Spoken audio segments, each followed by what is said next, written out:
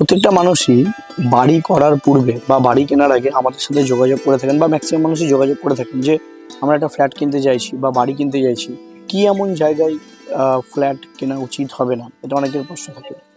তো আপনাদের জন্য আমি বলবো, ফ্ল্যাট বা বাড়ি বা জমি যেটাই আপনারা কিনুন না কেন, চেষ্টা করবেন কোনো কবরস্থান, কোনো শ্মশান বা কোনো মন্দির মসজিদের পাশে যেন কখনোই বাড়ি না কেনা হয়, বা কোনো স্কুল হসপিটাল।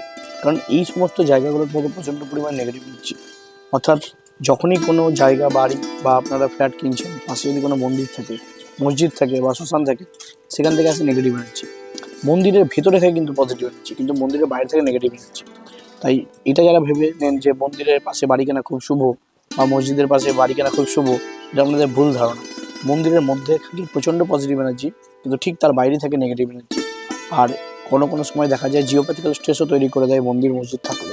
তাই সবসময় মন্দির মসজিদ, শ্মশান, কবরস্থান, স্কুল কলেজ হাসপাতাল এই সব জায়গা থেকে দূরেই, অন্তত 200 মিটার দূরে বাড়ি করা আপনাদের জন্য কিন্তু খুব ভালো। এটা আপনাদের শারীরিক দিক থেকেও খুব ভালো ফল দেবে।